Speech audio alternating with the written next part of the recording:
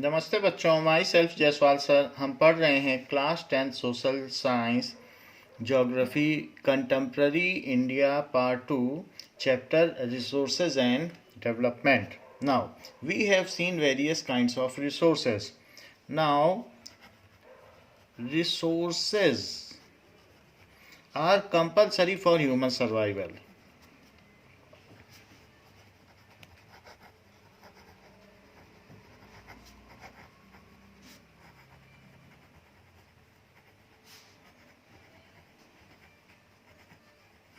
Like forest life, soil, these are the resources, water, so these are compulsory for us, as well as for maintaining the quality of life, as well as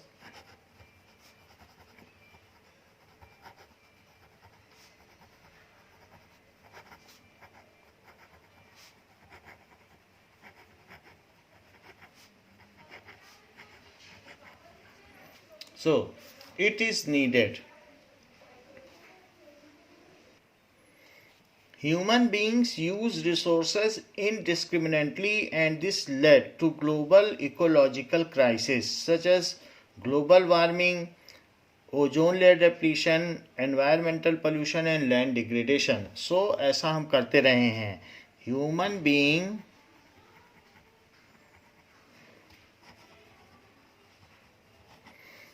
use, ऐसा हम industrialisation और दूसरे purpose के लिए करते रहे, क्योंकि हम डिफरेंट कंट्रीज आपस में compete करते हैं तो ज़्यादा से ज़्यादा आगे बढ़ने के लिए। सो इंडस्ट्रियलाइजेशन बढ़ रहा है, उसके रेट्स बढ़ रहे हैं डेवलपमेंट के नाम पर। So being use resources indiscriminately,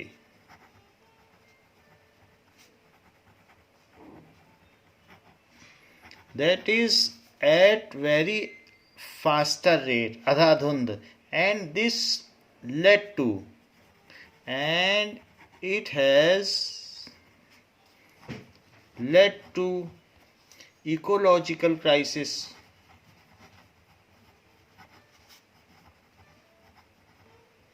global warming, like इसकी वजह से कई तरीके के पर्यावरणीय असंतुलन पैदा हो गए हैं। Global warming, ozone layer depletion,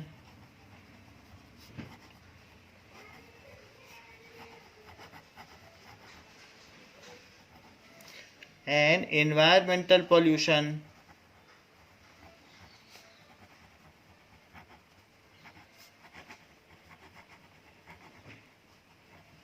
as well as land degradation.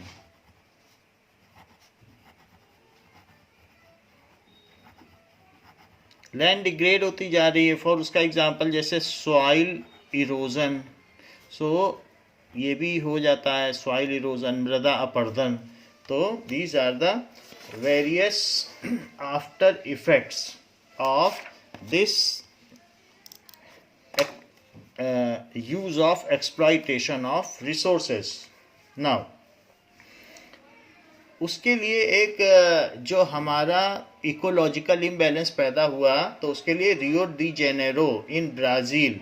सो ब्राज़ील साउथ अमेरिका में पड़ता है, तो साउथ अमेरिका के साउथ में पड़ता है। सो उसमें एक कॉन्फ्रेंस हुई जिसमें 100 हेड्स ऑफ स्टेट, सबके मेन हेड्स शामिल हुए। So for this in June, so this date is important, 1992, more than 100 heads of states met in Rio de Janeiro, in Rio de Janeiro,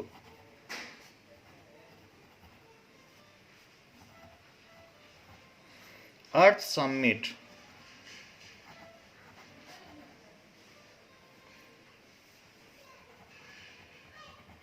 तो वहाँ एक सम्मेलन हुआ। So which was convened for addressing urgent problems of environmental production, which was convened का मतलब गठित किया गया था, आयोजित किया गया था. So convened for addressing environmental protection. These were urgent problems like environment protection,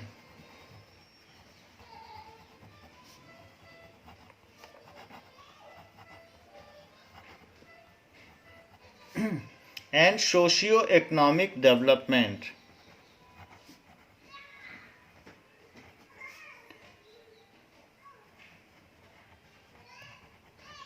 सामाजिक और आर्थिक विकास भी हो और साथ में इन्वायरमेंट का प्रोटेक्शन भी हो. सो इसको कहते हैं that is known as sustainable development, सतत पोषणीय विकास. कि हम on the cost of environmental degradation अपना विकास न करें. सो we continue to develop ourselves, however we protect our environment. So both the factors are to be kept in mind. Socio-economic development. In this regard, this summit was held. It aims at the achievement of global sustainable development. It aimed at the achievement of global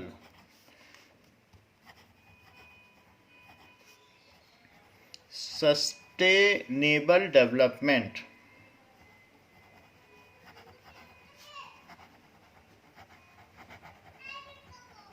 Such kind of development, such rate of development which can be sustained, जिसे लागू रखा जा सके for years and years, and the resources should last for forthcoming generation also. It is consumed at that rate. So Mahatma Gandhi advocated such type of development. उन्होंने भी सतत पोषणीय विकास की अवधारणा को बल दिया था. सो that is, the development is to be done at such rate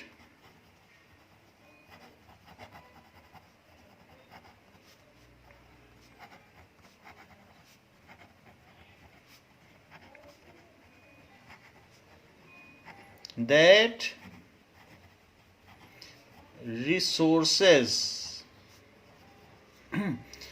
will last for forthcoming generation also. आगे आने वाली पीढ़ियों के लिए भी जो भी प्राकृतिक संपदा है वो उपस्थित रहे, मौजूद रहे. forthcoming generation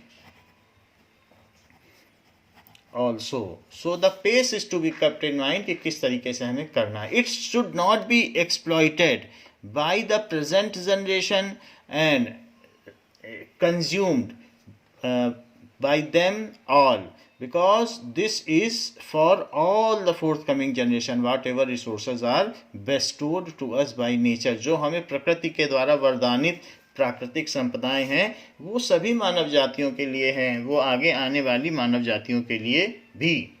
so the agenda 21 is the declaration signed by, इसमें एक एजेंडा था. Agenda 21 is the declaration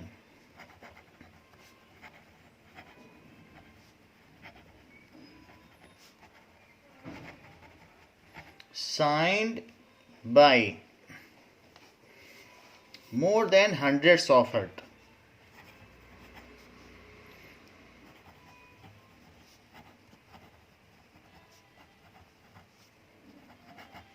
Of heads.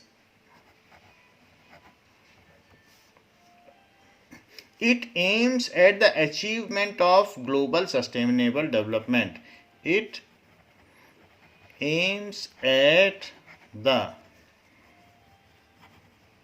achievement of global sustainable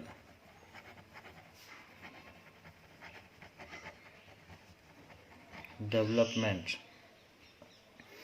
Now, resource planning is widely accepted strategy for judicious use of resources. So how we have to use resources within our country? It is to be done in a planned manner. ऐसा ना हो कि अगर कोई canal है या नहर है तो उसके पास वालों को तो पानी मिल जाए और जो दूर रहते हैं उनको ना मिले. So it is to be well planned so that it is equally distributed among all. What is planning of resources? So that whatever natural resources are there, it is to be utilized by all and equal distribution should be there. It should not go in few hands. It is called resource planning. So resource planning is a widely accepted strategy. Widely accepted strategy for judicious use of resources. Not only it is equally distributed but it lasts for the forthcoming generation. दोनों चीजें ध्यान रखनी है. Judicious use of resources. So what is to be needed to keep in mind? That resources are extracted without any environmental damage. Resources mining कर रहे हैं और environment को आसपास के खराब कर रहे हैं, ऐसा नहीं होना चाहिए. रिसोर्स प्लानिंग में आता है. सो रिसोर्सेज आर, इसमें हमें ये बात ध्यान रखनी है कि विदाउट इन्वायरमेंटल डैमेज के हमको इसको निकालना है. रिसोर्सेज आर एक्सट्रैक्टेड और यूज्ड. डैम बनाते चले गए और पता चला मीथेन गैस निकल रही, ग्लोबल वार्मिंग हो रही, बहुत सारा वेजिटेशन सबमर्ज हो गया है. तो ऐसा नहीं करना है. उसका अगर यूज भी करना है विदाउट और with least environmental damage.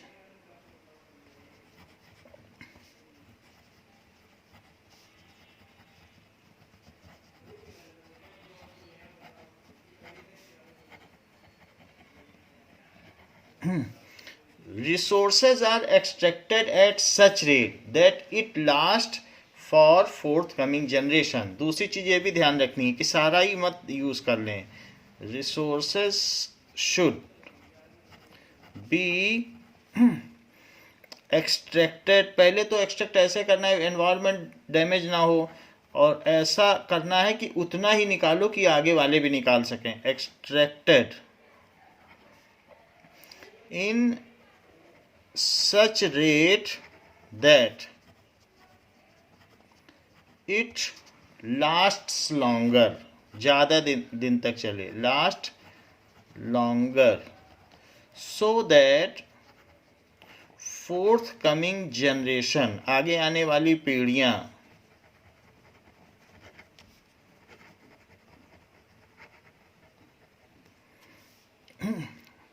are able to use it. फिर अगली चीज क्या ध्यान रखनी है प्लानिंग ऑफ रिसोर्स में? दैट द रिसोर्सेज एक्सट्रैक्टेड या what ever resources are there, it has equitable distribution. It is equally distributed among all. ये भी प्लानिंग में ही आता है. Management of resources, that is resources are equally distributed among all concerns. ऐसा नहीं है कि जैसे आयरन निकाला तो अब आयरन बांटने लग जाएं, वैसा नहीं है. जो कंसर्न एजेंसी है जिसको जो चीज़ चाहिए उसमें इक्वली डिस्ट्रीब्यूट हो. वाटर की सबको ज़रूरत है तो इक्विटेबल डिस्ट्रीब्यूट हो. फिर भी किसान को जैसा है जब पानी की ज़्यादा ज़रूरत होती है तो उसके हिसाब से उनमें इक्विटेबल डिस्ट्रीब्यूशन होना चाहिए. शहरी अर्बन लोगों को कम ज़रूरत होती है तो उनमें उसका इक्विटेबल डिस्ट्रीब्यूशन होना चाहिए. It should not go or confined or concentrated in few hands. It should not reach in few hands only. So these are the points which are coming under resource planning. India has made concrete efforts to achieve the goal of resource planning right from 5 years plan. So India ने इसके लिए काम किया है. So India has made concrete efforts. ठोस plan बनाए हैं, concrete efforts for resource planning.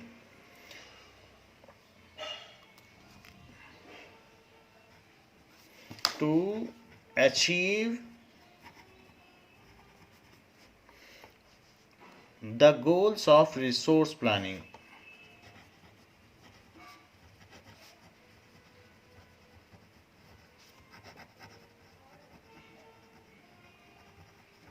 For example, 5-year plan.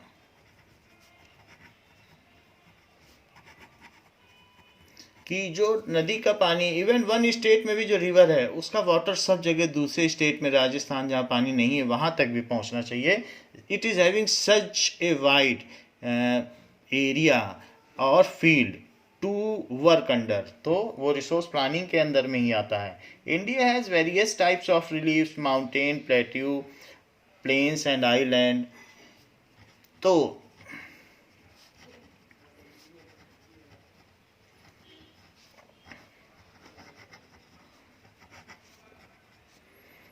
हमारे यहाँ कई तरीके के रिलीफ हैं, सच एज माउंटेन्स, प्लेट्यू. दक्षिण का पठारी भाग, तो प्लेट्यू का मतलब बहुत ऊंचा क्षेत्र. सो प्लेट्यू.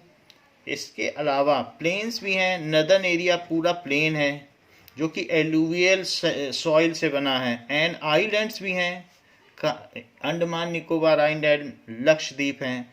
सो ये सब हैं. So here there are mountains, plateau. Plateau का मतलब ऊंचा इस चीज़ हो लेकिन वो ऊपर से प्लेन हो, उसको कहते हैं प्लेट्यू. सो प्लेट्यू जो तिब्बतियन एरिया है, तिब्बत के पठार, वो भी इसी तरीके का हाई है बट वो प्लेन है. माउंटेन में ऊंचा तो हो बट पीक हो, इस तरीके का है. एंड प्लेन्स जो नदर्न प्लेन्स हैं जो एलुवियल मिट्टी से हैं, और आइलैंड छोटे छोटे. So these are land forms. Reliefs का मतलब क्या होता है? Reliefs means land forms. तो हमारे यहाँ कई तरीके के लैंड फॉर्म्स हैं. इसके अलावा डेजर्ट्स भी हैं. एंड दैट इज़ कच्छ का रन, तो ऐसे भी हैं जो दलदली क्षेत्र भी हैं. So there are various types of land forms. Now land use is determined by physical factors. Now so we are studying about land forms किस तरीके के हैं, तो उसके हिसाब से वहाँ क्या रिसोर्सेज होंगे, उनका कैसे यूज़ किया जाए. so land use is determined by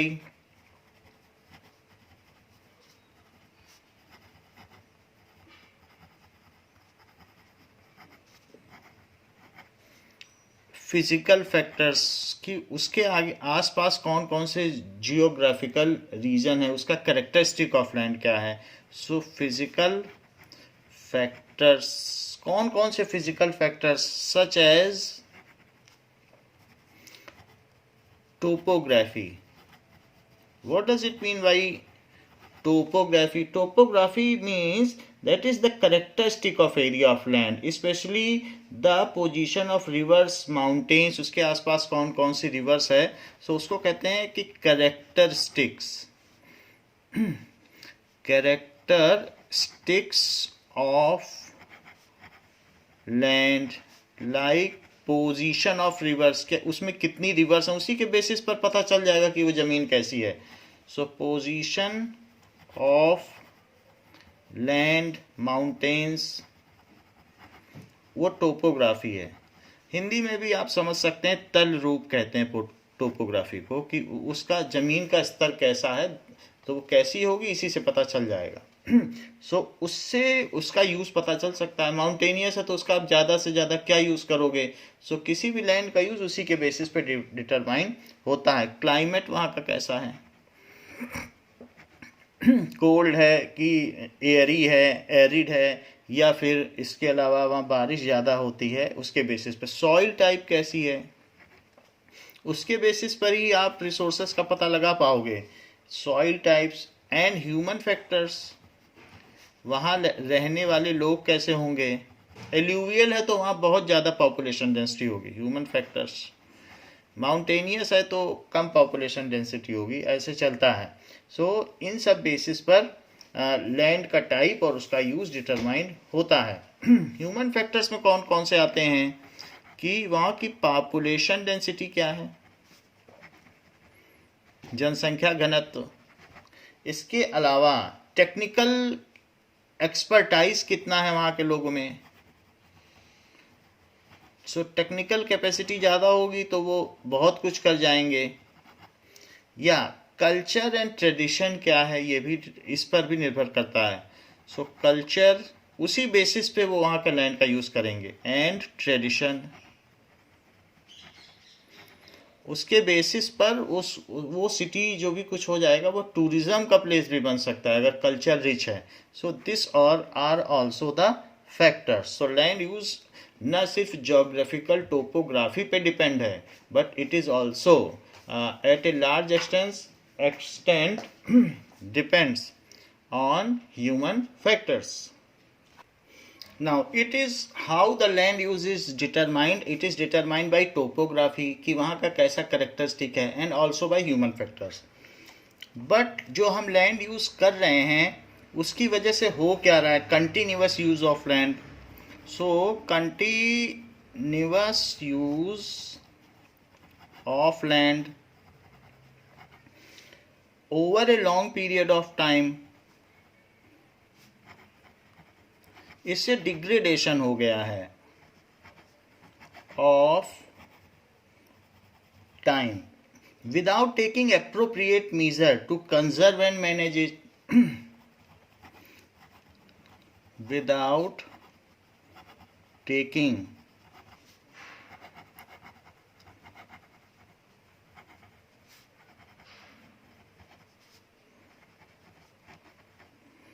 to conserve and manage it. अगर किसान फसल उगाता रहे और ज़मीन को एक सीज़न के लिए भी न छोड़े तो अल्टीमेटली सॉइल के सारे न्यूट्रिएंट्स वो कंज्यूम हो जाएंगे और सॉइल धीरे धीरे जो अप टॉप लेयर है वो उसको अर्थ को छोड़ देगी और अल्टीमेटली वो रोल ओवर करके रेत बन जाएगी। जैसे कि अमेरिका में 1980 में हुआ, वहाँ के लोगों ने शुगर केन की इसलिए खेती की क्योंकि वो शुगर केन से अल्कोहल बनाना चाहते थे, गन्ने की शराब, और फिर उस अल्कोहल से गाड़ियाँ चलाना चाहते थे। वो पेट्रोल की कमी को शुगर केन से पूरा करना चाहते थे। तो वहाँ पर उन्होंने शुगर केन लगातार उगाते रहे अपनी बहुत अच्छी फील्ड पर, और अल्टीमेटली उसके उगाने की वजह से सारे न्यूट्रिएंट्स कंज्यूम हो गए, सॉइल डिप्लीट हो गई न्यूट्रिएंट से, और उस वो डेजर्टिफाइड हो गई, डेजर्टिफिकेशन हो गया, और ऐसी डेजर्टिफाई हुई कि वहाँ रेत के 6 मीटर 10 मीटर के गुबार उठने लगे, और जो वहाँ के लोग थे उन सबको वो जगह छोड़नी पड़ी। सो सच वाज द कंडीशन, और वो एक तरीके का इकोनॉमिक डिप्रेशन आ गया, अमेरिका में महामंदी आ गई उस वजह से। तो सॉइल को अगर हम ठीक तरीके से यूज़ नहीं करेंगे और उसके जो न्यूट्रिएंट्स हैं उनको रिस्टोर नहीं करेंगे तो इस तरीके से सॉइल का डिग्रेडेशन हो जाएगा। तो यही बात यहाँ कही गई है कि अगर हम अप्रोप्रिएट मेजर्स लेंगे और उसमें समय समय पर जो न्यूट्रिएंट्स है वो उसकी ज़रूरत फुलफिल करते रहेंगे तो सॉइल ठीक रहेगी। without taking appropriate measure to conserve and manage it,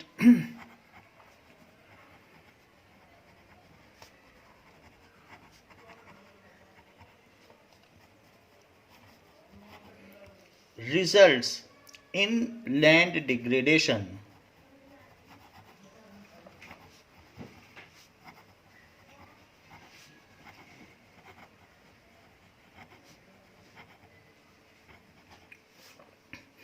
which is a serious problem.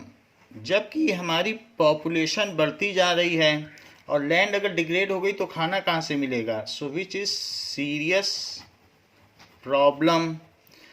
Land should get upgraded, and however it is getting degraded because we are concerned with crops and not concerned about the land which we are using। तो इस तरीके से serious problem हो गई। किसान ये तो चाहता है कि 4 बार खेती कर ले, बट उस सॉइल का क्या जिसमें वो खेती कर रहा है, तो उसको भी तो प्लकेट करना है, उसमें भी रिस्टोरेशन होना चाहिए न्यूट्रिएंट्स का। तो ये सारी चीज़ें देखनी है। Now, soil is most important renewable resources. Soil is most important, जितना चाहे इस पे खेती कर लो, रिन्यूएबल है इसलिए, renewable resource.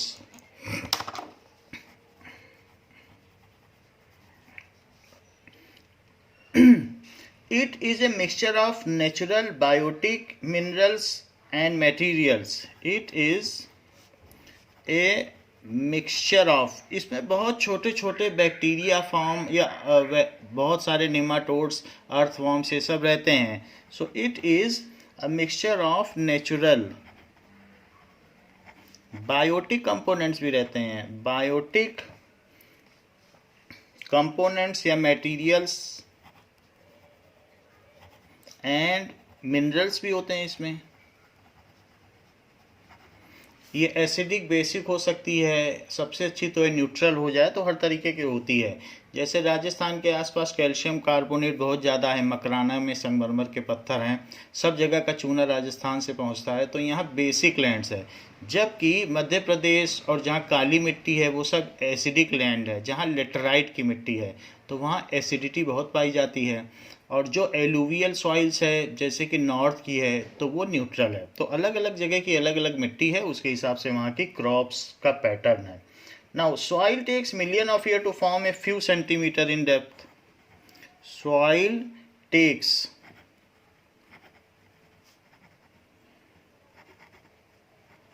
Millions of years, क्योंकि अर्थ में नीचे जो, अगर हम ऊपर की लिथोस्फीयर छोड़ दें तो नीचे सब रॉक है, million of years to form a few centimeter of depth।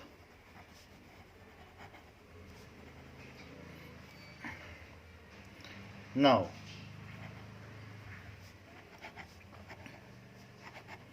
जो कि हम पहली क्लासेस में पढ़ चुके हैं कि माउंटेन में वेदरिंग होता है, आइस की वजह से एक्सपेंशन होता है, फिर धीरे धीरे वही मिट्टी गिरती है वेदरिंग टूट फूट के बाद, फिर वो रोल ओवर करती है, भांगर और खादर में कन्वर्ट होती है, फिर और रोल होते होते हुए रिवर से वो जाती है नॉर्दर्न प्लेन में 1000 किलोमीटर में, फिर वहाँ जाके वो एलुवियल सॉइल बन जाती है। तो ये एक पैटर्न है और इसमें समय लगता है। India has varied relief features, landform, climatic, reams and vegetation type। India में कई तरीके का टोपोग्राफी है और कई तरीके के रिलीफ्स हैं, that is landform. So India has various relief form, जो कि हम जान चुके हैं। इंडिया हैज़, और क्या क्या है इंडिया में, वेरियस रिलीफ फॉर्म तो हमने देख लिया कि बहुत सारे तरीके की, डेजर्ट, माउंटेन्स, प्लेट्यू, ये सारे हैं। सो रिलीफ फॉर्म्स हैं एंड लैंड फॉर्म्स हैं, रिलीफ फीचर्स हैं, लैंड फॉर्म्स वही हो गया। क्लाइमेटिक रीम्स हैं, climatic realms that is the area needed to be discovered. So it is the region which needed to be searched, or it is a needed a region of curiosity of many persons। तो ऐसा कोई क्षेत्र जो लोगों के शोध का क्षेत्र हो, तो ऐसे क्लाइमेटिक रीजन्स भी हैं, उनको रीम्स कहते हैं। सो शोध का क्षेत्र, एरिया ऑफ इंटरेस्ट कह सकते हो, या एरिया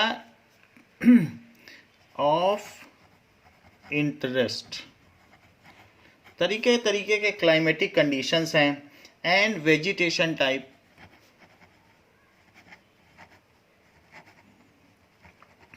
इसी वजह से जो हमारे यहाँ इतना तरीके का रिलीफ है, क्लाइमेट है, तो बायोडाइवर्सिटी भी हमारे यहाँ की रिच है। These have contributed to the development of various types of soil which are following. इसकी वजह से क्या हुआ? These have contributed, क्योंकि टोपोग्राफी अलग अलग तरीके की है, क्लाइमेट अलग अलग तरीके का है, तो सॉइल भी अलग अलग तरीके की होगी। Contributed to the development of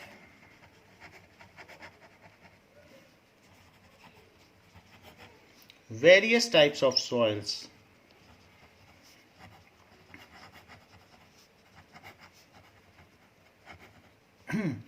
जैसे कि सॉइल कई तरीके की हो सकती है जो कि इंडिया में पाई जाती हैं, उन्हीं की बात कर रहे हैं। Alluvial,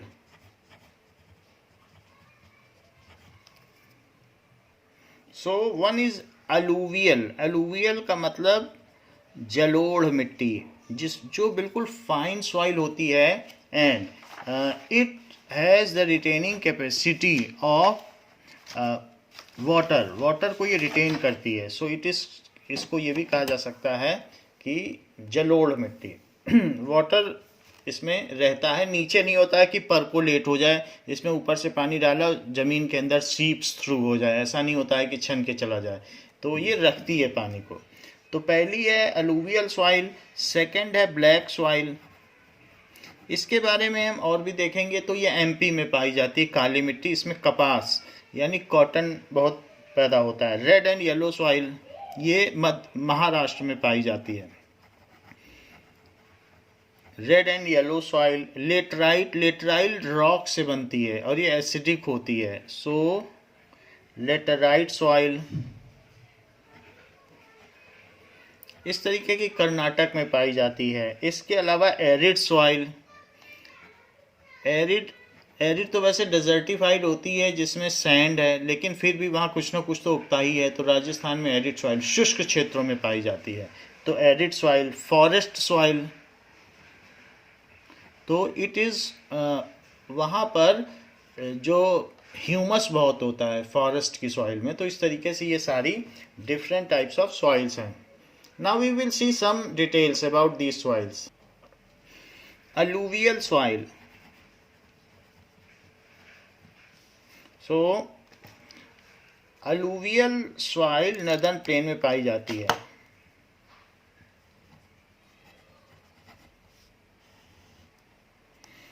It is most widely spread, important and fertile soil. It is important and most widely spread. India में सबसे ज़्यादा है, most widely spread. Punjab Haryana में भी यही चीज़ है। वहाँ जो 5 नदियाँ हैं उनकी सतलुज, ब्रह्म और जो दूसरी हैं नदियाँ, तो रावी, सतलुज, उन सब से मिलके बनी है, तो उसकी जो सिल्ट है उससे जो बन रही है, that soil is alluvial soil. So most widely spread, important and fertile soil. Important in what terms? In terms of crop yield and fertile soil. It consists of various proportions of sand, silt and clay. It consists of various proportion of sand. Sand का मतलब बालू, और silt, that is weathered part of mountains. जो mountain में से हादर भांगर निकलता है तो वो silt कहलाता है. So weathered part of mountain. And clay, that is fine soil जो होती है. सो इन सब का मिक्सचर ही है एलुवियल सॉइल. इनके प्रपोर्शंस होते हैं. The entire northern plain, Rajasthan, Gujarat are made up of alluvial soil. Rajasthan और गुजरात का भी कुछ एरिया वहाँ एलुवियल सॉइल है. So entire northern plane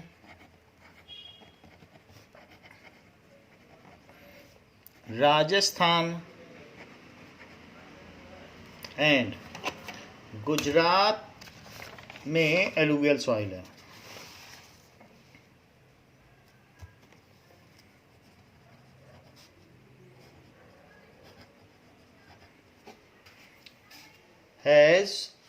are made of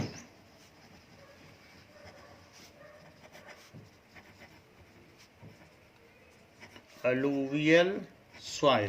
वहाँ पर इस तरीके की मिट्टी है, जलोढ़ मिट्टी।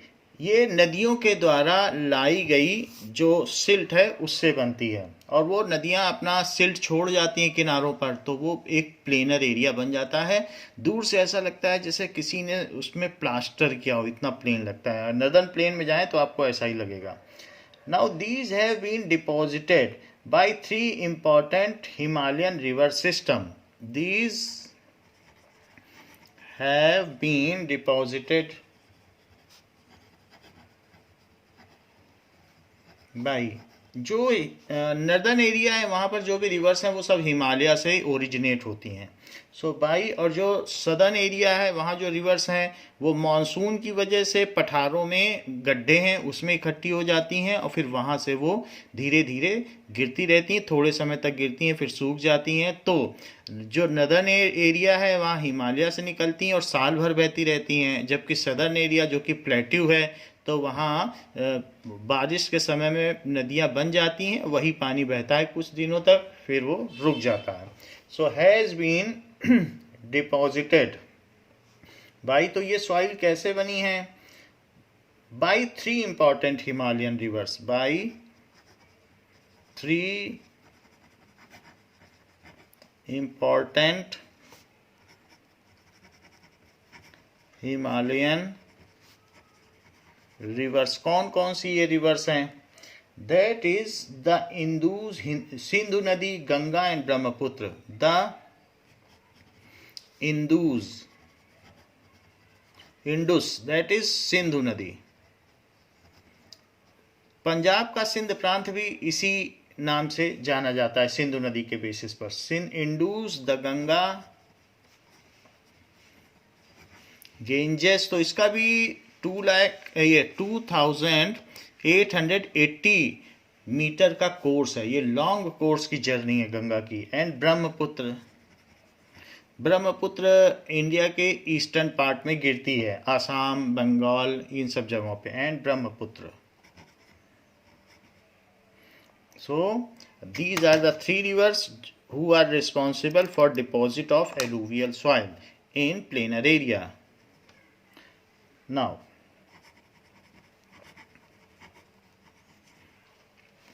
due to its high fertility, region of alluvial soils are intensively cultivated and densely populated. Due to its high fertility, तो पर एकड़ क्रॉप यील्ड इसमें सबसे ज़्यादा होती है। High fertility, alluvial soils are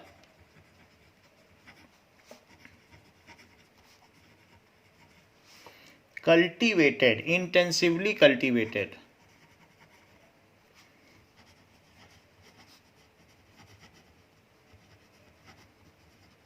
यहाँ के किसान सबसे ज़्यादा अमीर होते हैं। And densely populated,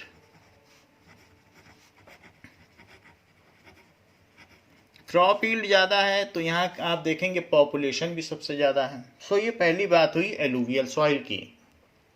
this is a picture of alluvial soil. At the time it loses water, it becomes like this. So this is a kind of alluvial soils condition. Now such is the alluvial soil after plowing. It has higher water retaining capacity and gives high crop yield. So such areas are richer in population, densely populated.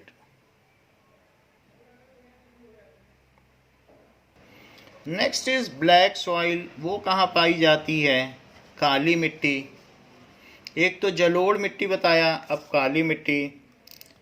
Alluvial soil को चिकनी मिट्टी भी कहते हैं। तो black soil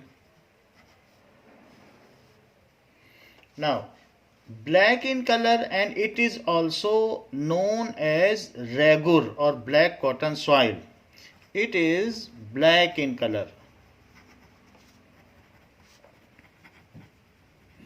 Also known as, MP में जाओगे तो ऐसा मिल जाएगा, also known as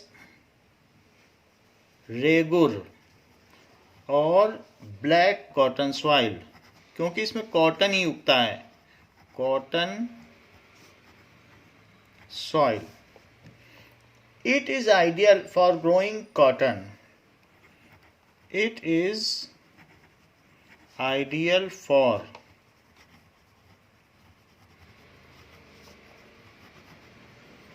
growing cotton. Climatic conditions with the parent rocks material helps in its formation. जो वहाँ की रॉक्स थी उन्हीं से ये वेदर्ड होके बनी, ये कहीं से आई नहीं है. Climatic condition with the parent rock, parent rock का मतलब वहीं का पत्थर, with the parent rock material helps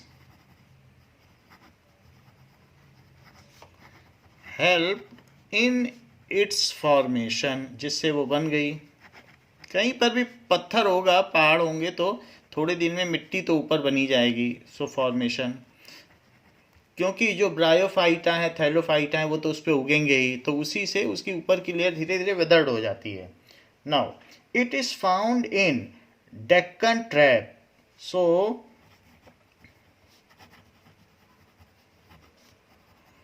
Deccan region में पाई जाती है,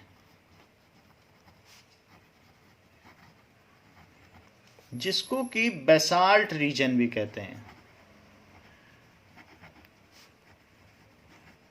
क्योंकि इसमें बेसाल्ट मटेरियल बहुत पाया जाता है. Now this is Deccan region in India. Wherever it is shaded, that is the portion which is higher, at least 1000 meter higher than the sea level. So such is the Deccan region. Now in figure also you can say, see, this is the figure of India. So here you can see that it is Deccan region. So it is portion at higher heights, at elevation. However, it is inhabited by people, but इसकी higher Heights है, तो ये पठारी क्षेत्र हैं, जमीन से ऊपर हैं लेकिन समतल हैं, तो इसलिए पठारी क्षेत्र हैं. डेक्कन रीजन का जैसे हमने आपको बताया, मेनली आप इस रीजन को देख के पता कर सकते हैं कि डेक्कन रीजन कौन कौन सा है.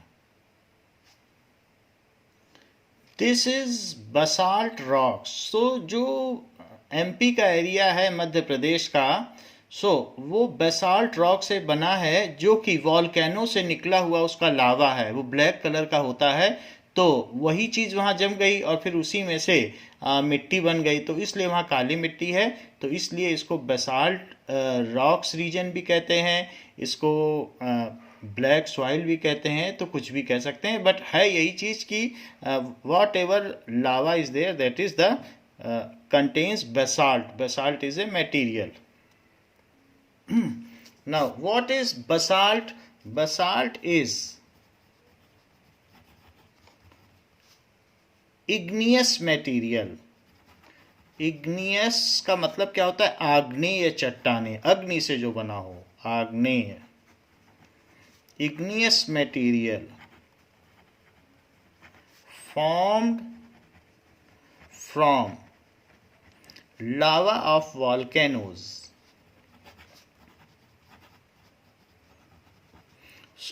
ये जो रीजन है, तो यहाँ पर कभी ऐसा हुआ होगा कि वॉल्केनोस बहुत होंगे, तो उसकी वजह से वो बसाल्ट रीजन कहलाता है, और ड्यू टू विच यहाँ पर इस तरीके की मिट्टी बन गई. ये ब्लैक सॉइल है. बसाल्ट वही विदर्ड हो गया बाद में.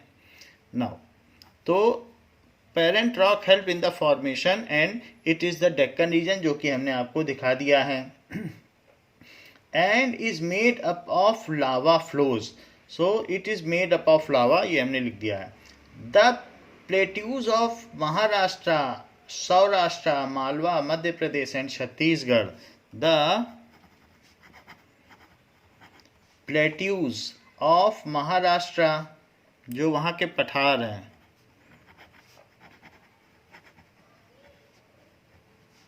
so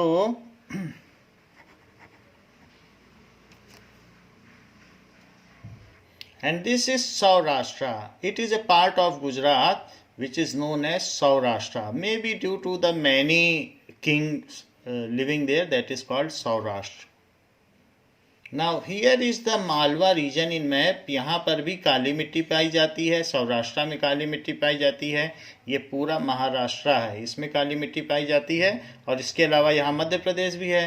तो मालवा रीजन वो है जिसमें मालवाओं का शासन था, तो इसलिए उसका नाम मालवा रीजन है। अभी एट प्रेजेंट कोई मालवा या सौराष्ट्र करके नहीं है, ओनली महाराष्ट्र एंड मध्य प्रदेश है। But the region specifies that there the black soil is found. ये मालवा रीजन है ग्रीन कलर में। So the plateau of Maharashtra, Saurashtra, तो वो प्लेट्यू थे, तो प्लेट्यू में अगर किसी का साम्राज्य है तो उसको हरा पाना मुश्किल होता है, तो वो पठार के ऊपर रहते थे, तो इस वजह से स्पेसिफाई किया गया मालवा रीजन में मालवा के राजा ने बहुत सालों तक शासन किया। तो सौराष्ट्र भी ऊंचा था, तो जहाँ जहाँ इस तरह से लावा जम गया वो पठार बन गए, तो लावा से बने हुए, वो इग्नीशियस रॉक से बने हुए ऊंचे ऊंचे पठार हैं। सो मालवा, सौराष्ट्र, उसके आसपास वॉल्केनो रहे होंगे, Saurashtra, Malwa and Madhya Pradesh, there this black soil is found. Madhya Pradesh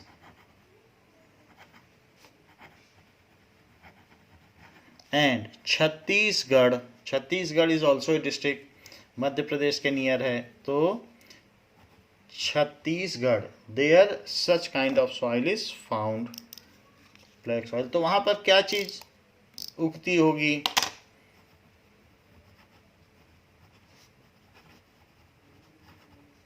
So, Malwa, Madhya Pradesh and Chhattisgarh are the region where such soil is found. And extending in southeast direction along the Godavari and Krishna valleys, and extending in southeast direction of along the Godavari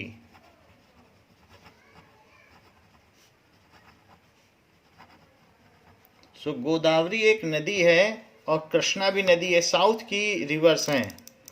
so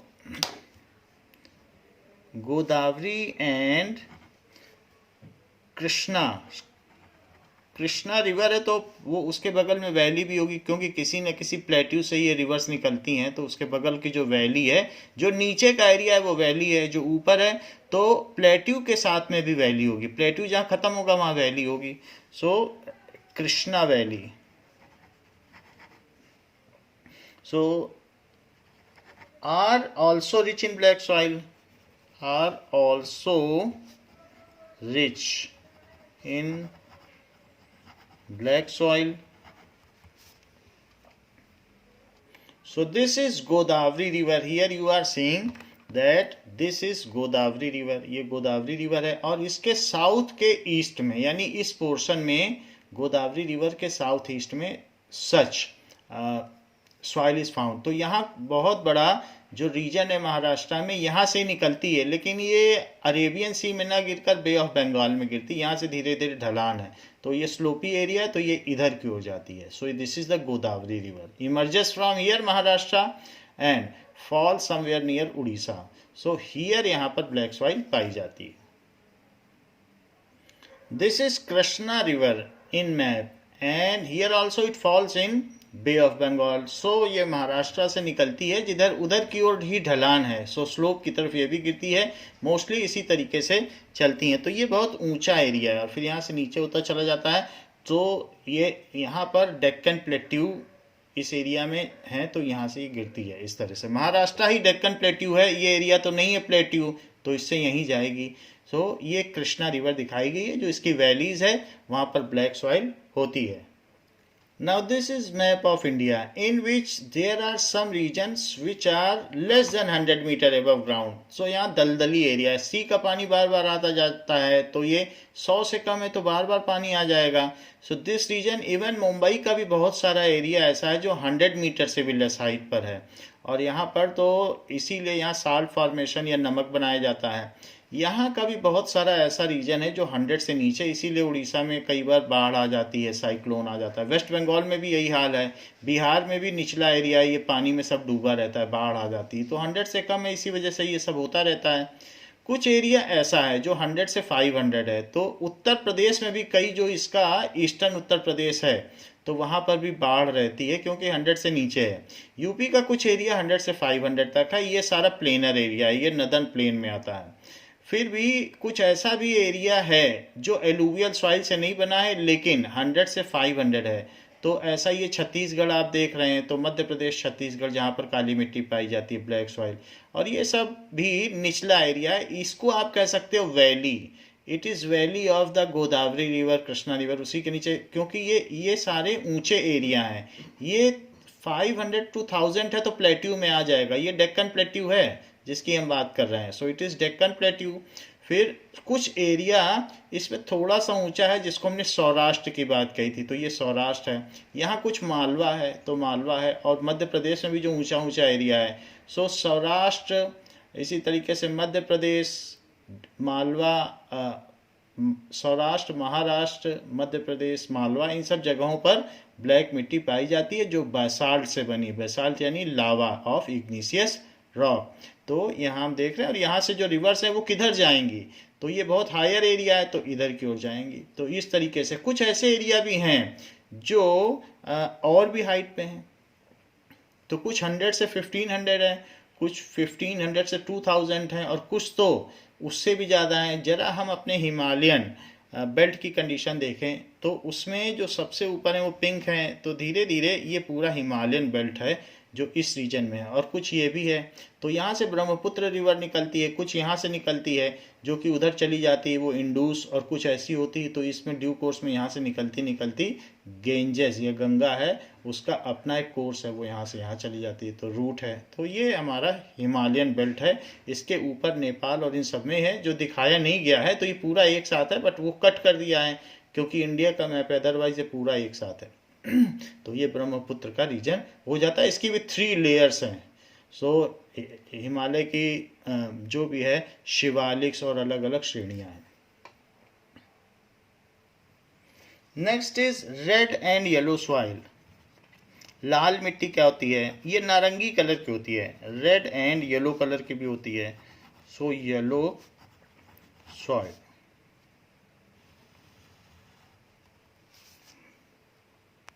now this is a picture of black soil. So काली मिट्टी इस तरीके की होती है, ये आप देख सकते हैं, ये ब्लैक कलर की सॉइल है, उसमें कपास यानी कॉटन उग रहा है। So it is all the picture of black soil. Now this is red and yellow soil which is due to hematite, that is Fe3O4, जो आयरन के ओर्स हैं, हेमेटाइट होता है, उसकी वजह से यहाँ पर आयरन की परसेंटेज बहुत ज़्यादा है, और आयरन जब रस्टेड हो जाता है तो उसका कलर कैसा हो जाता है रस्ट का। सो Fe3O4 वो रेड ब्राउन हो जाता है, तो वैसी ही यहाँ की मिट्टी भी है। सो यहाँ आयरन बहुत ज़्यादा पाया जाता है, तो उसी से संबंधित क्रॉप्स ही यहाँ उगेंगी। So we will see the red and yellow soil कहाँ कहाँ पाई जाती है, किस किस रिलीफ में, that we will see. So you are seeing this is red and yellow soil. These are different pictures of red and yellow soil. So it is developed. ये कहाँ पर डेवलप्ड हुई है, in areas of low rainfall, in areas of low rainfall, जहाँ बारिश कम होती है। कहाँ कहाँ होती है, that is in eastern and southern part of Deccan Plateau. In eastern and southern part of Deccan Plateau.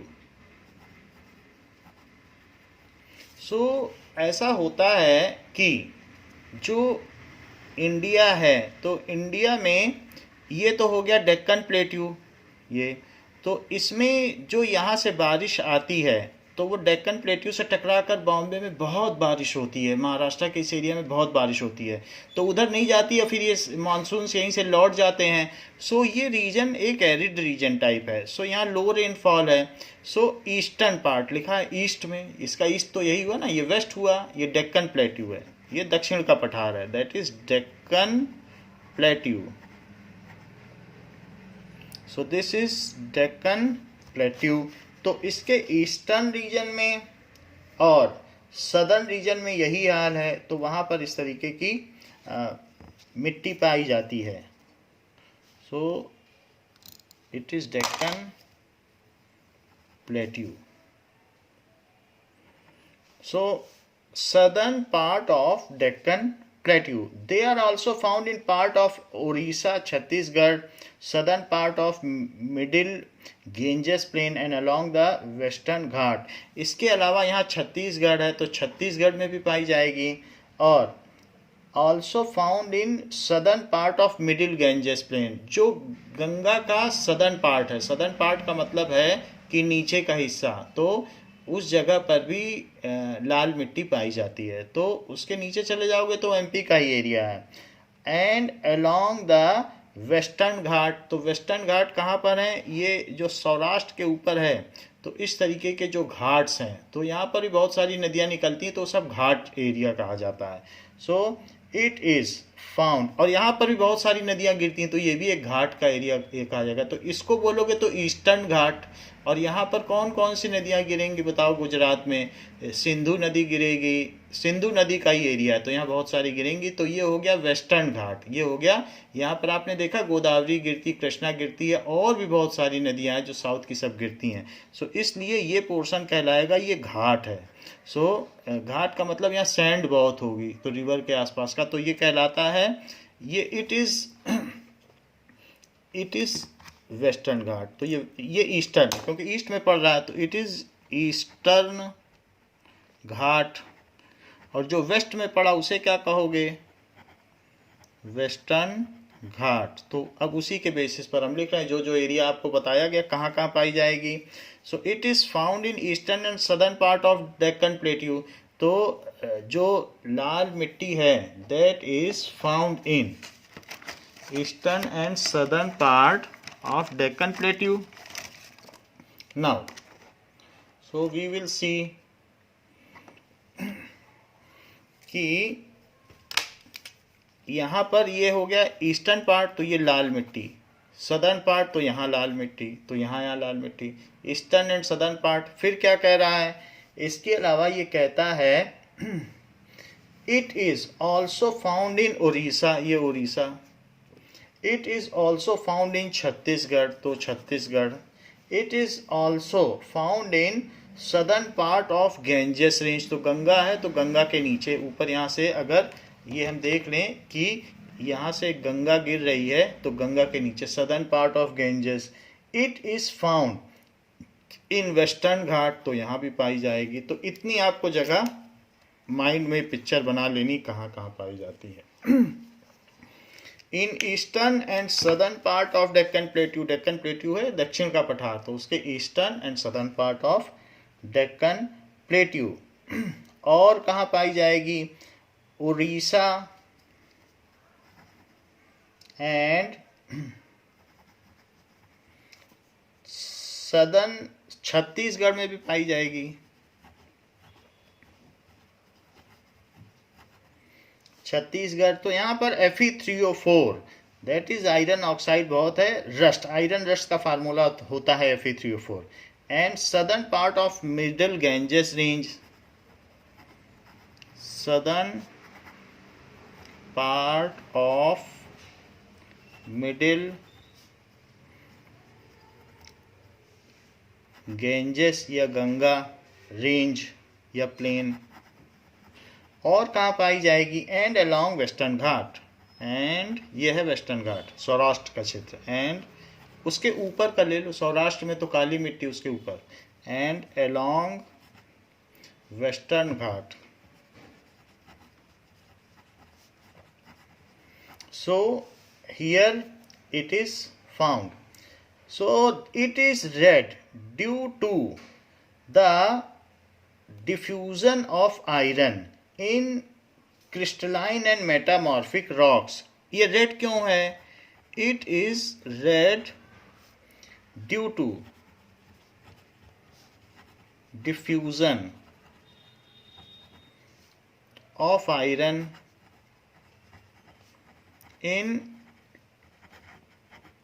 Crystalline. देखिए ये जो क्रिस्टलाइन इग्निशियस रॉक है, इग्नियस रॉक, ऊपर भी क्रिस्टलाइन थी बट वो ऊपर भी इग्नियस थी बट वो क्रिस्टलाइन नहीं थी, वो टूटी फूटी थी। ये क्रिस्टल के फॉर्म में इग्नियस रॉक है, तो क्रिस्टलाइन इग्नियस रॉक।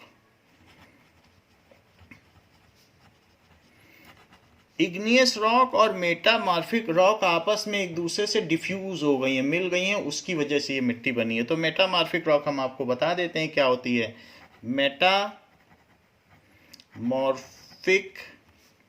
रॉक्स, जो इग्नियस रॉक है उसको आप लावा की राख समझिए, जो कि लावा की रॉक है, जो वॉल्केनो से निकली है वो इग्नियस, उसको आग्नेय चट्टाने कहते हैं। फिर मेटामॉर्फिक रॉक्स क्या है?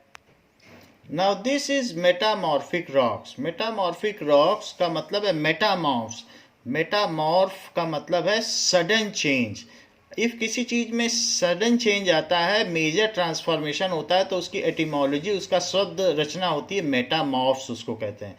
सो if rocks is weathered at tremendous rate and formed soil, then it is called metamorphic transformation. So ऐसी चीज़ों को कहते हैं metamorphic rocks. Those rocks which can easily be converted into soil by sudden transformation. Such rocks, ये layered rocks होती हैं, देख रहे हैं आप, जैसे इसमें बहुत सारी लेयर्स दिख रही हैं। तो एक तो इसमें सडन ट्रांसफॉर्मेशन हुआ, और फिर दूसरा वहाँ पर जो दूसरी बेसाल्ट रॉक थी या क्रिस्टलाइन इग्नियस रॉक थी, उसके साथ ये डिफ्यूज हो गई। तो इन दोनों के मिलने से इग्नियस रॉक, लाल मिट्टी और काली मिट्टी जो मिली है, सो मेटामॉर्फिक और इग्नियस रॉक मिली है। तो और उसमें आयरन का डिफ्यूज़न हो गया है, आयरन की जो भी लेयर है उसमें रस्ट लग गया उसकी वजह से, और उसकी वजह से ऐसा हुआ है जो रेड एंड येलो सॉइल बनी है। So it is due to diffusion of iron in crystalline igneous rock and metamorphic rocks. So such rocks are found and look yellow when it occurs in hydrated form. जब पानी डालो तो yellow हो जाती है, otherwise ये red रहती है। It looks yellow when it occurs in hydrated form. When it occurs, जैसे कॉपर सल्फेट पेंटाहाइड्रेट है तो उसका कलर ब्लू हो जाता है। When it occurs in hydrated form,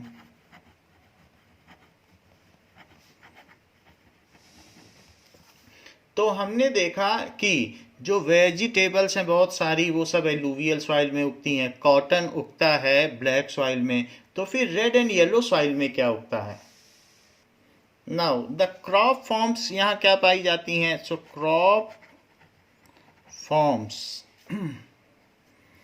found is wheat उग सकता है, इसमें शुगर केन भी उग सकता है।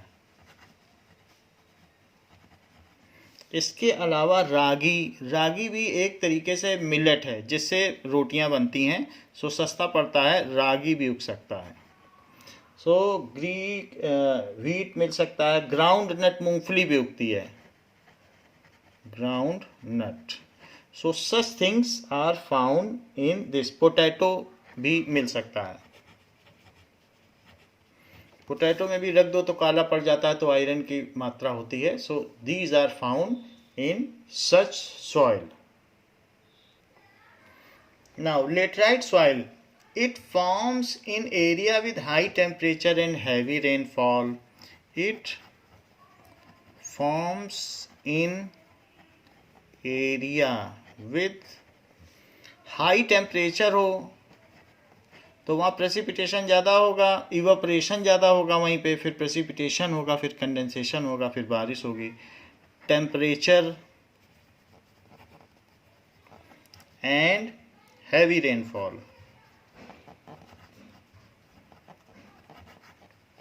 ऐसी जगह पे लेटराइट सॉइल मिलती है. These soils are suitable for cultivation only with adequate quantity of manures and fertilizers. इसमें पत्थर ज़्यादा होते हैं, बड़े बड़े पीसेस होते हैं, तो आसानी से इसमें कुछ उगता नहीं है. These soils are suitable for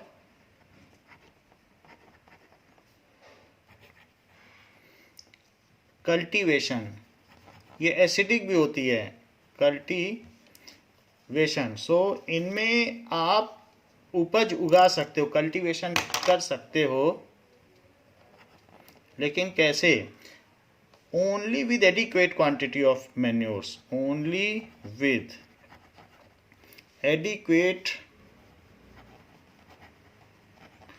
quantity of manure. उर्वरक डालना पड़ेगा इसमें, मैन्योर्स. सो तभी ये हो पाएगा, तभी इसमें उपज होगी. सो मैन्योर्स डालना पड़ेगा. और क्या डालना पड़ेगा? फर्टिलाइजर्स भी डालने पड़ सकते हैं. Manures and fertilisers.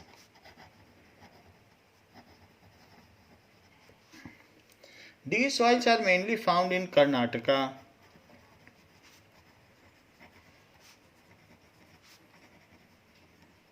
सो ऐसी जगह कृषि प्रधान नहीं है. मेनली फाउंड इन कर्नाटका,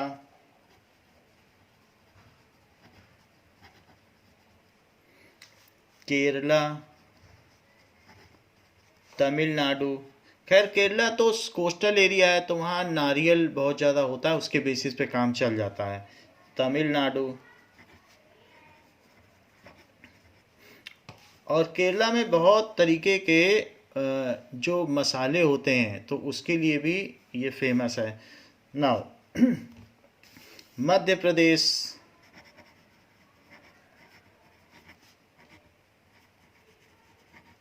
सो मध्य प्रदेश का भी कुछ रीजन इस तरीके का है जो लेटराइट सॉइल, लेटराइट की चट्टानों से टूट के बनी है, इसीलिए इनको लेटराइट सॉइल कहते हैं. So Madhya Pradesh, Odisha, Assam,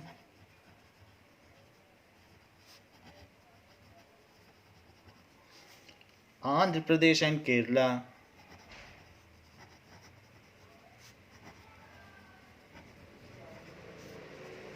and Kerala, such places पर ये मिट्टी पाई जाती है. This soil is very useful for growing tea and coffee. This soil, ये चूंकि टी एसिडिक होती है, कॉफी भी एसिडिक होती है, और ये मिट्टी भी एसिडिक होती है. So this soil is very useful for growing tea and coffee. So tea and coffee के यही रीजन है. टी तो केरला में भी है, आसाम में भी है. So tea and coffee, as this soil is acidic in nature.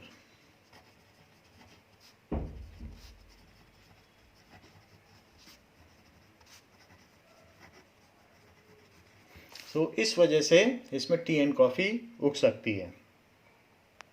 This is picture of laterite soil. तो इसमें पत्थर और ये सब थोड़ा ज़्यादा होते हैं, तो ये बहुत फाइन मिट्टी नहीं होती है. लेटराइट के रॉक से ये बनती है, तो इसका नाम लेटराइट सॉइल है. This is laterite rocks. So laterite rocks आप देख रहे हैं, इसको ये कैसे क्वेरिंग कर रहा है ज़मीन खोद कर. तो ये लेटराइट रॉक्स हैं, इस तरीके का होता है, और इसमें एल्यूमिनियम बहुत ज़्यादा होता है, तो इस वजह से इसे लेटराइट कहते हैं. जबकि इसके पहले हमने देखा जो रेड एंड येलो सॉइल है, उसमें आयरन ज़्यादा है, तो उसको हेमेटाइट कहते हैं. इसमें एल्यूमिनियम ज़्यादा है, तो इसको लेटराइट कहते हैं. ये लेटराइट सॉइल है, उसके अलग अलग फॉर्म है जिससे कि आप परसीव कर सकें. तो ये भी लेटराइट सॉइल ही है. सो ऐसा होता है. Now this is soil map of India. Alluvial soil को इसमें आप देखेंगे तो ब्लू से दिखाया गया है। तो हम इसको देखते हैं कि ये जो ब्लू से है alluvial soil, 300 depth of soil in centimetre, यानी जमीन के ऊपर 300 सेंटीमीटर तक सॉइली सॉइल है। सो 300 सेंटीमीटर का मतलब 3 मीटर तक की डेप्थ तक सॉइल मिल जाती है। तो काफ़ी अच्छी मात्रा में लिथोस्फीयर में ये रहती है।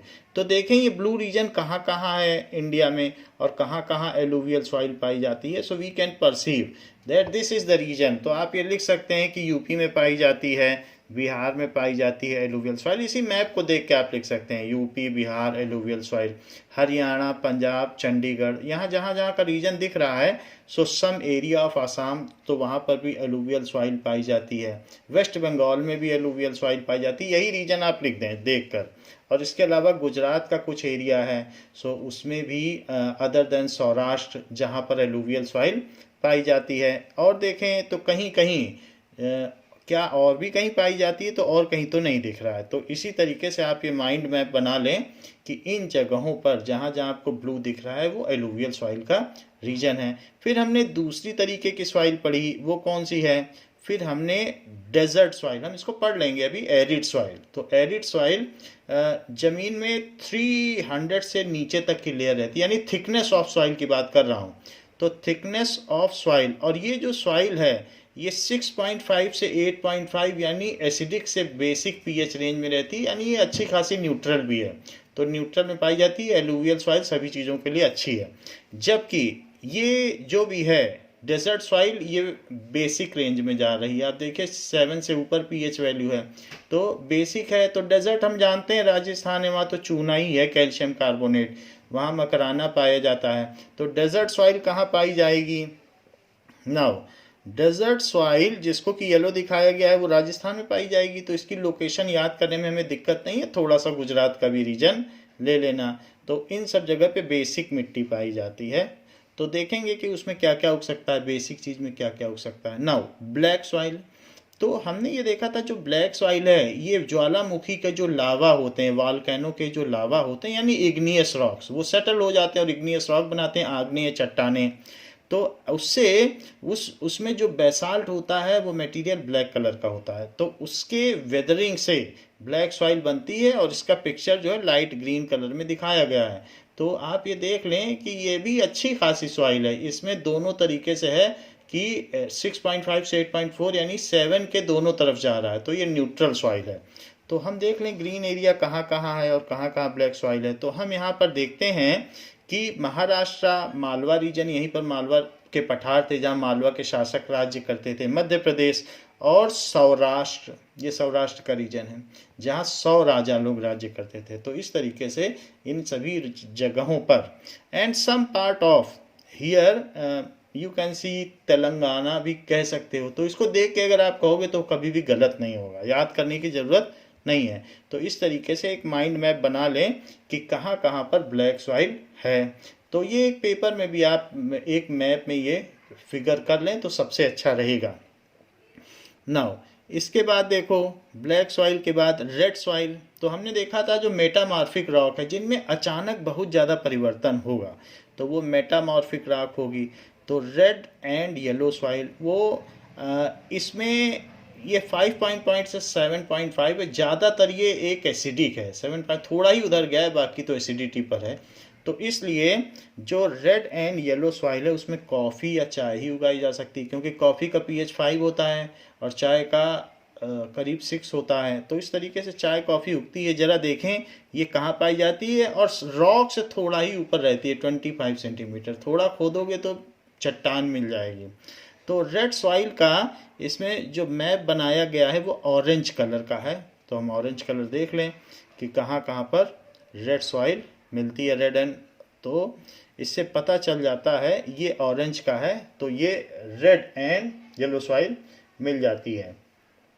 This is found in Orissa, Chhattisgarh, यानी आसपास की चीज़। तो इसमें कुछ मिक्स करके दे दिया है, ज़्यादा डिटेल दे दिया है कि red, mixed red and black भी दे दिया है, फिर इसके बाद रेड दे दिया है, फिर ग्रे एंड ब्राउन। ये तीनों रीजन देख लो, ये एक ही जैसा है।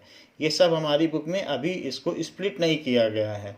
तो अगर कहीं भी ये दिखे तो आप रेड एंड येलो सॉइल ही दिखा देना। तो अब ये ज़रा देख लें, इनकी रेंज भी उसी तरीके से ज़्यादा एसिडिक ही है। तो मेनली रेड सबसे ज़्यादा एसिडिक है और आसपास की ये हैं। तो हम देख लेते हैं कि ऑरेंज, डीप ऑरेंज और पर्पल जो मैग्नेटा कलर है वो कहाँ कहाँ दिख रहा है। So we will see such is the region. तो जो अभी हमने थोड़ी देर पहले पढ़ा कि कहाँ कहाँ पाई जाती हैं, तो इन्होंने बताया उड़ीसा में पाई जाती हैं। तो देखिए तमिलनाडु, आंध्र प्रदेश, उड़ीसा, उड़ीसा पूरा रेड सॉइल है। छत्तीसगढ़ में पाई जाती हैं। Southern part of middle Ganga, Ganga के निचले सिरे में, जहाँ गंगा जाएगी इसके निचले सिरे में भी इस तरीके की मिट्टी पाई जाएगी। And along the western ghat, तो वेस्टर्न घाट ये हैं और ईस्टर्न घाट इधर वाला है, क्योंकि यहाँ प्लेट्यू है ना, तो इसके इधर नदियाँ गिरेंगी तो वहीं तो घाट बनेगा। और जो सिंधु नदी इंडस रिवर गिरेगी तो यहाँ घाट बनेगा। तो ये वेस्टर्न घाट है, ये ईस्टर्न घाट है। तो यहाँ पर भी अब इस पोर्शन में थोड़ा सा ही ऑरेंज दिख रहा है। तो बस इतना ही है रेड सॉइल, बाकी तो यहाँ बहुत सारा ऑरेंज दिख रहा है, डीप ऑरेंज, और मैग्नेटा भी दिख रहा है। तो इस तरीके से यहाँ पर रेड एंड येलो सॉइल मिलती है। फिर अभी हमने थोड़ी देर पहले देखा कि जिसमें एल्यूमिनियम ज़्यादा पाया जाता है, क्योंकि रेड एंड येलो सॉइल में तो लोहा ज़्यादा पाया जाता है, आयरन, और मैग्नेटाइट कहते हैं ऐसी रॉक्स को।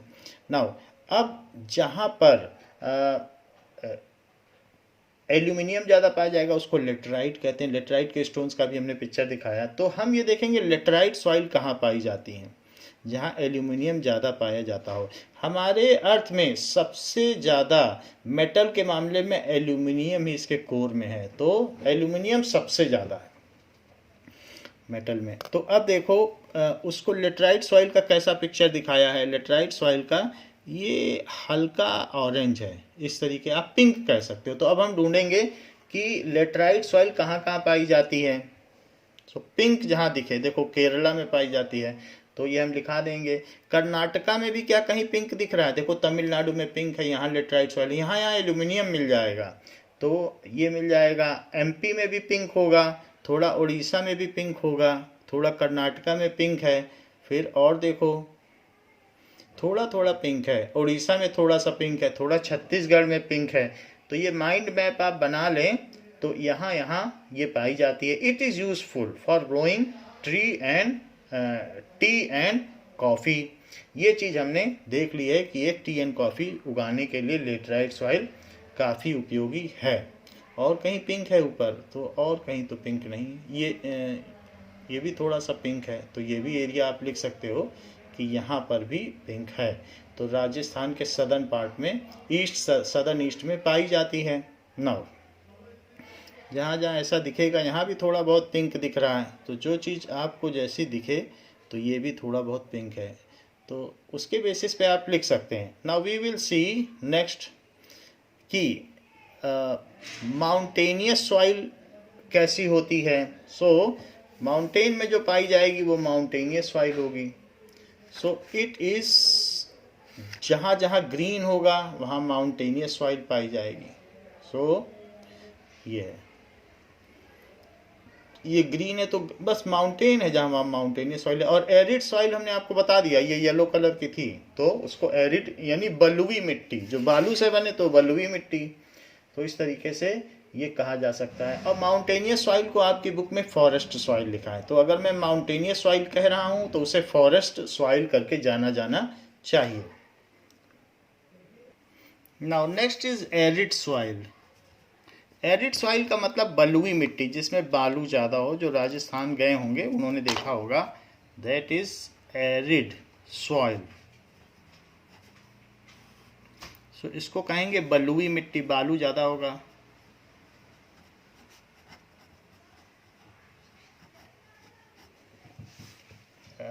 It vary from red to brown in color.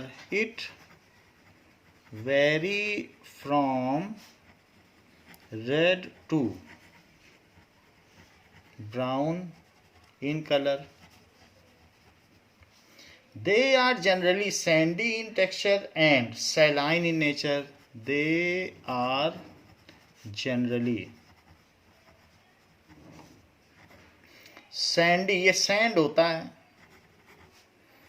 छूने में पता चल जाएगा आपको, सैंडी टाइप है। सैंडी इन टेक्सचर, टेक्सचर छू के पता चलता है।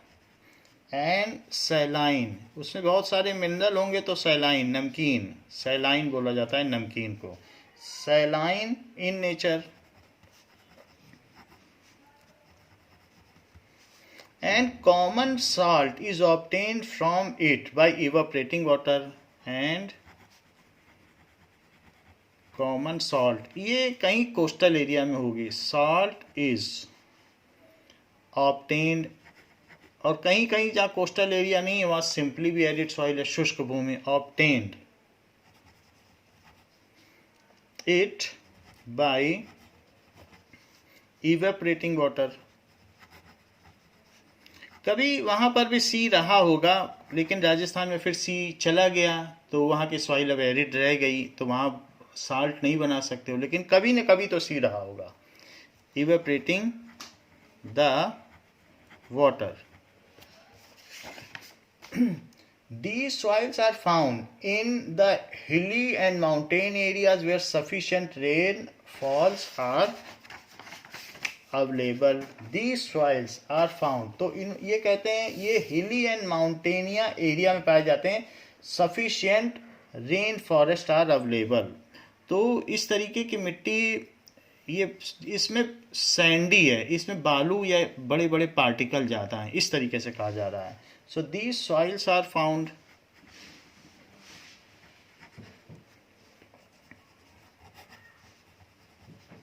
इन हिली एंड माउंटेनियस एरिया बोला गया है।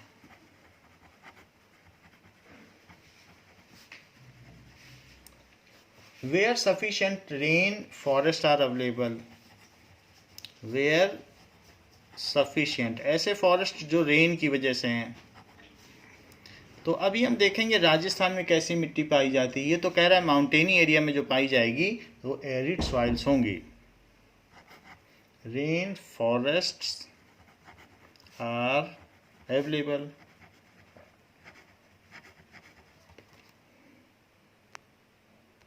Now this is arid soil. तो ये एरिड सॉइल, इसमें शुरू में तो ये कहा गया है कि जहाँ यहाँ पर प्रेसिपिटेट कर सकते हैं, सॉल्ट इससे निकाल सकते हैं। तो ये गुजरात में तो सॉल्ट निकाला जाता है, तो वहाँ भी इसी तरीके की मिट्टी है। तो इसमें छूने में टेक्सचर में बालू बालू लगेगा, और उसमें साल्टी सैलाइन होती, छूने में सैंडी होती है। बट ऐसे पत्थर माउंटेनियस वैली में भी नीचे इकट्ठा हो जाते हैं, तो वहाँ पर भी ये कह रहा है वो भी एक एरिड सॉइल है, क्योंकि अभी उसमें कुछ उग नहीं सकता, अभी वो ठीक से सॉइल फॉर्मेशन नहीं हुआ है, वो सैंडी है, वो बलुई है। So it is also called desert soil. देखो इसमें लिख रहा है डेजर्ट सॉइल या एरिड सॉइल या semi arid soil. It is found in Rajasthan extending to Rann of Kutch. Rann of Kutch का मतलब दलदली एरिया जो गुजरात में है, and also in some part of Haryana and Punjab का थोड़ा ही पार्ट है। अदरवाइज इसी को डेजर्ट सॉइल भी कह सकते हैं। It is found in Rajasthan and run of Kutch. तो ये जो वहाँ दलदल है उसको कहेंगे रन ऑफ कच्छ, तो वहाँ पाया जाता है इन गुजरात।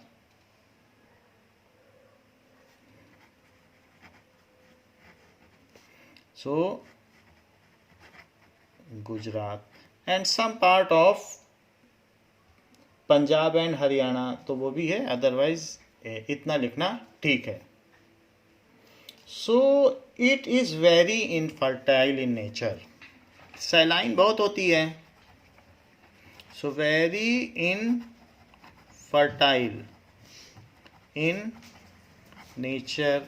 अगर इसको बहुत पानी दिया जाए, सो it is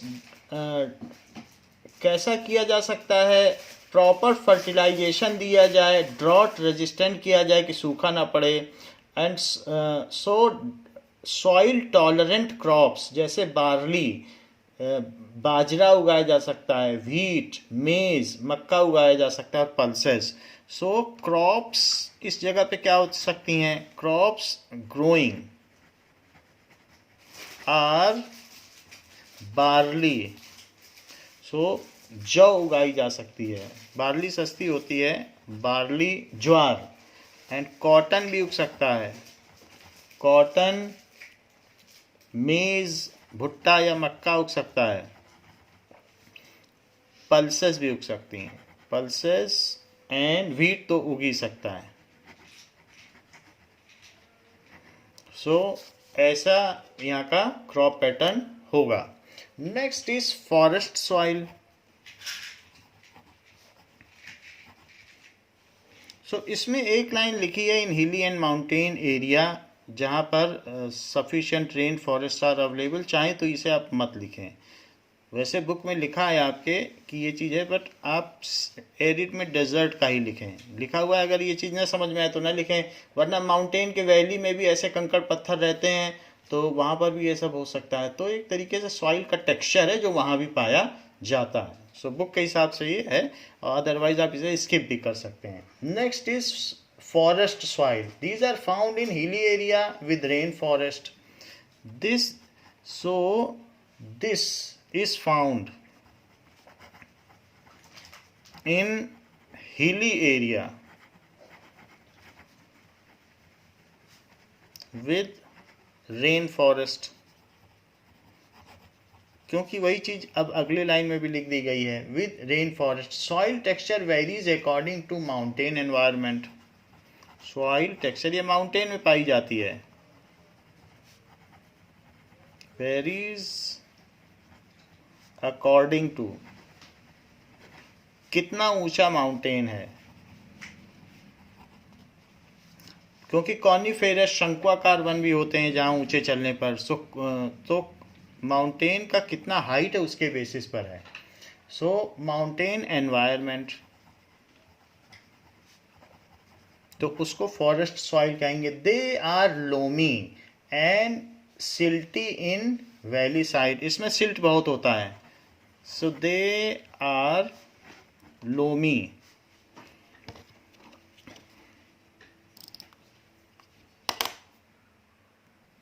so these are loamy. इसमें सैंड होगा, सिल्ट होगा and small amount of clay. जैसे हमने देखा था एलुवियल में लार्ज अमाउंट ऑफ क्ले है, लेकिन इसमें बहुत थोड़ा सा भी क्ले बना है। So small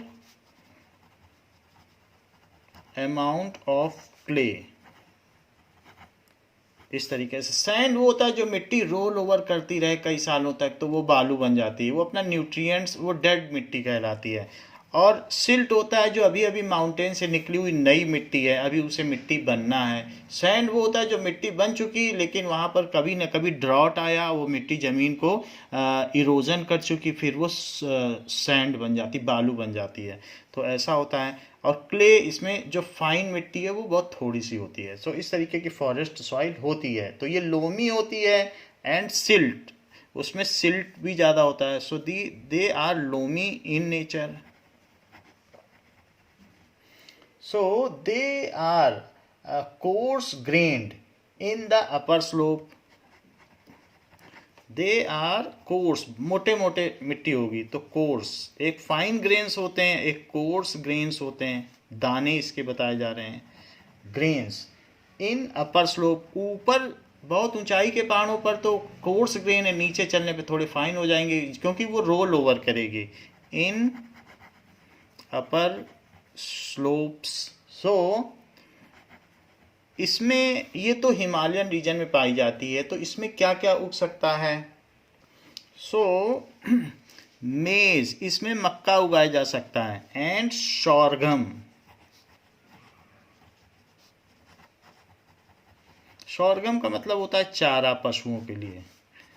can be sown in it, इसमें ये उगाया जा सकता है। सो हमने यहाँ पर डिफरेंट टाइप्स ऑफ सॉइल्स देखी कि कितने तरीके की सॉइल्स होती हैं।